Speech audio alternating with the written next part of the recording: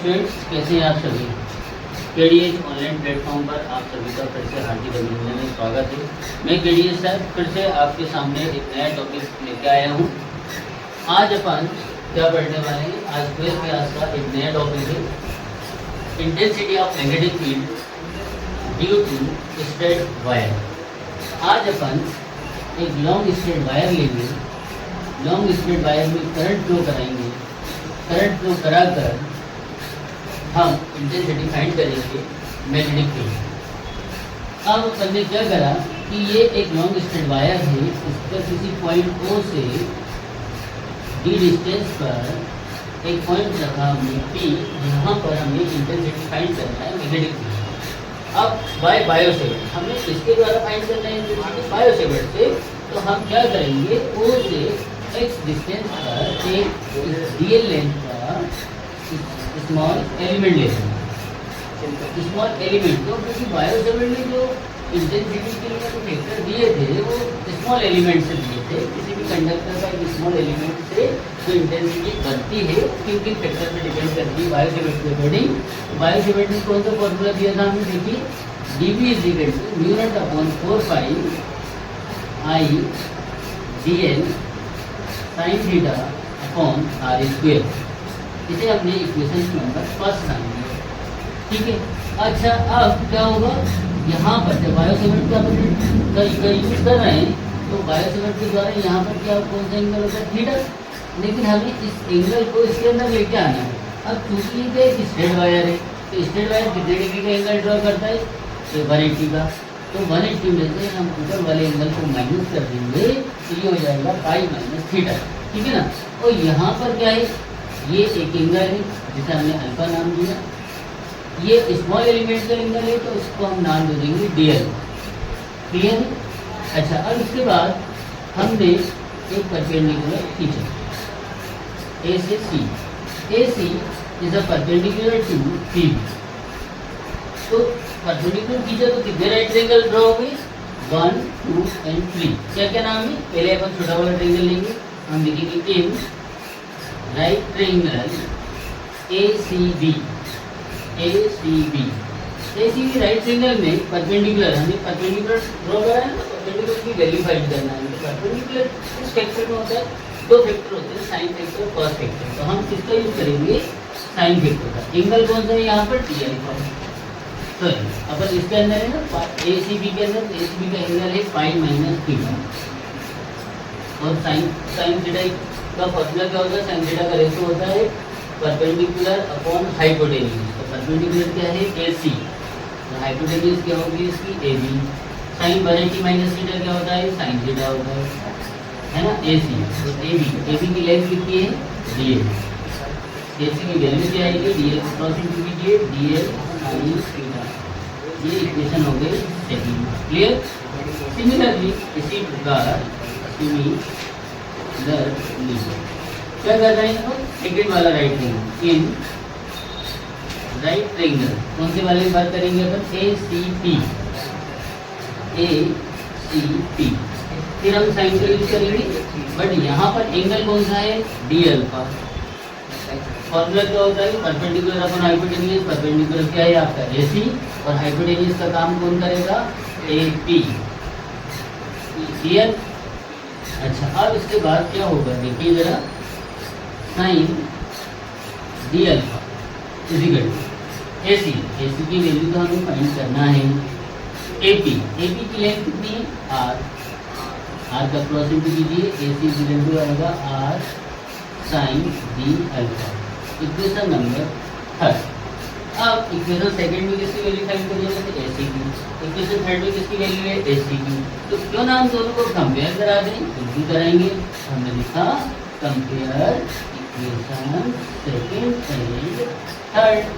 चलिए कंपेयर कराएंगे, AC दोनों सेम है, कॉमन है।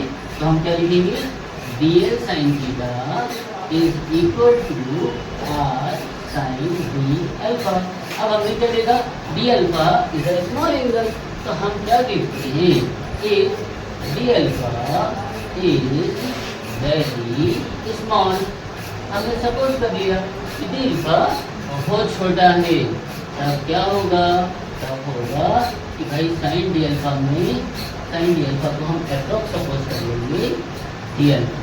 तो साइन डी अल्फा वहाँ से हट जाएगा, उसकी जगह क्या आएगा, ओनली डी अल्फा। तो हम क्या लिखेंगे, D L sine theta equal to R D alpha, equation number 4। अब किसी वैल्यू निकालिए अपन ने डी एल साइन थीटा की। अब इसे किस में पुट करेंगे, फ्रॉम इक्वेशन फर्स्ट। चलिए फर्स्ट इक्वेशन को लिखिए, D V is equal to mu naught upon 4 pi I D L sine theta upon R square. D L sine theta की वैल्यू क्या निकाली, बताइए क्या लिखा है, बोर्ड को बताइए। I D L sine theta किसके इक्वल है, R D alpha upon R square. अभी देखिए ऊपर भी आर नीचे भी आर, आर से आर के अगर आपने कैंसिल कर दिया क्या बचा, mu naught upon 4 pi I D alpha upon R, equation number 5। अब क्या होगा, हमें क्या फाइंड करना है, सर जी हमें डी डिस्टेंस पर पॉइंट पी है उसकी इंटेंसिटी फाइंड करना है बायोसेवर्ट से, इसलिए हमने बायोसेवर्ट का यूज करा। यूज करके हमने डी एल साइन थीटा को चेंज कर दिया। अब बचा क्या है, आर। आर डिस्टेंस को हमें चेंज करना है डी में। तो सर जी ने शुरू में क्या बताया था, कितने राइट ट्रायंगल दिख रहे हैं, 1 2 3। अब किसकी बारी, अब in right triangle A O P, ये last in right triangle A O P है ना, हमें आर को डी में चेंज करना है। डी क्या है, बेस, आर क्या है, हाइपोटेन्यूज। ठीक, तो बेस और हाइपोटेन्यूज किसमें होता है, कॉस में होता है। सिंगल कौन सा है, अल्फा। तो cos alpha is equal to base upon hypotenuse. तो बेस क्या है, डी, हाइपोटेन्यूज आर। आर का क्रॉस इंटू करिए, क्यों, क्योंकि हमें आर की तो वैल्यू निकालना है। आर की वैल्यू क्या आ जाएगी, बताइए, R is equal to D upon cos alpha. इस आर को क्या करेंगे, पुट कर देंगे, क्या लिखेंगे, put the value of R. किसमें पुट करेंगे, इन इक्वेशन 5। ठीक है ना, चलिए पुट करते हैं, D B is equal to mu naught upon 4 pi I D alpha. Value किसकी पुट की जा रही है, आर की। आर की जगह क्या पुट करेंगे, डी अपॉन कॉस अल्फा। ठीक है ना, अब क्या होगा, अब हम mu naught upon 4 pi into I, ठीक है, डी अपॉन कॉस। डिवाइड के नीचे जब डिवाइड होता है तो नंबर रेसिप्रोकल होता है। ठीक है ना, इसे रेसिप्रोकल कीजिए, क्या हो जाएगा, ये कॉस अल्फा डी अल्फा और अपॉन में क्या रहेगा, डी। कॉस कहाँ गया, ऊपर आ गया। ये क्या बन गई, इक्वेशन नंबर 6। तो देखिए क्या हुआ, बायोसेवर्ट से सॉल्व सब स्टार्ट हुआ, डेरिवेशन स्टार्ट हुआ और कहाँ तक आ गए अपन, सब सारी वैल्यूज बदल चुकी है। थीटा की जगह अल्फा आ गया, आर की जगह डी आ गया। डी डिस्टेंस हमें फाइंड करना था, बट अब करना क्या है, ये जो इंटेंसिटी आई है एक स्मॉल एलिमेंट की है, हमें टोटल में चेंज करना है। अब क्या करेंगे, टोटल में चेंज करने के लिए हम इंटीग्रल करेंगे। चलिए देखते हैं कैसे होगा ये इंटीग्रल। हम लिखेंगे the intensity of magnetic field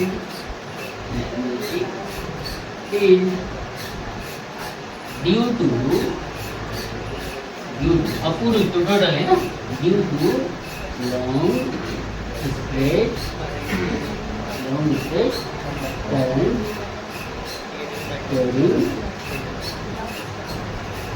conductor. ठीक है, चलिए तो इंटीग्रल किया जाए।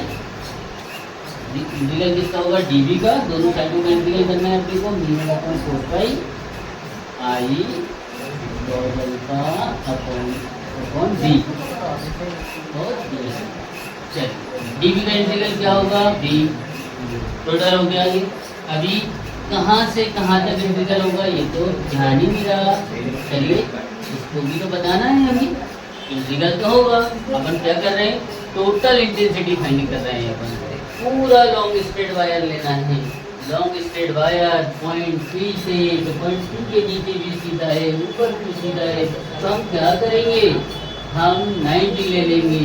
90 को क्या लिखते हैं, -π/2, नीचे π/2 ऊपर, नीचे अपोजिट डायरेक्शन है, नीचे वाली डायरेक्शन है, नीचे वाले नंबर नेगेटिव, ऊपर वाले नंबर पॉजिटिव, है ना। ये अपन इंटीजर्स में पढ़ते हैं, है ना।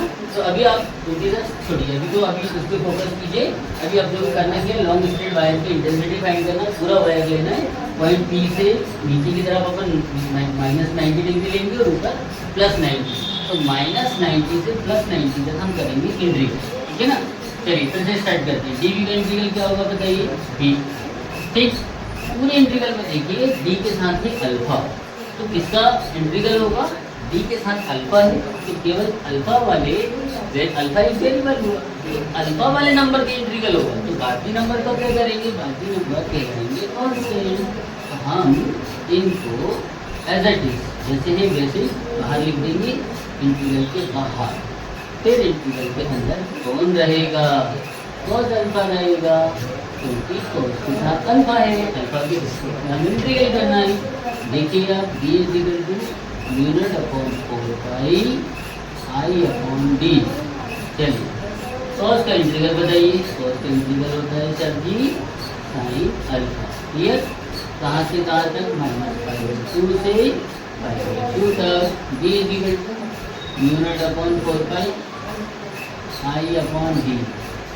अब क्या होगा, साइन, ये क्या है अल्फा, अल्फा की वैल्यू क्या रखेंगे, π/2। एक चीज और सुनिए, ये क्या कहलाती है, ये लिमिट कहलाती है। इंटीग्रल कहाँ से स्टार्ट होगा और कहाँ पर खत्म होगा, तो -π/2 से स्टार्ट होगा और +π/2 से खत्म होगा। नीचे वाली लिमिट को बोलते हैं लोअर लिमिट, ऊपर वाली लिमिट को बोलते हैं अपर लिमिट। हमेशा हम अपर लिमिट में से लोअर लिमिट को माइनस कर देते हैं। देखिए अल्फा की जगह पे हम क्या लिखेंगे, π/2 upper limit, then after sine alpha की जगह अब क्या लिखेंगे, लोअर लिमिट -π/2। अब क्या होगा, √4πi/d। साइन 90 की वैल्यू क्या होती है बताइए, 1। इस माइनस को बाहर निकालिए, क्योंकि साइन -x होता है माइनस साइन।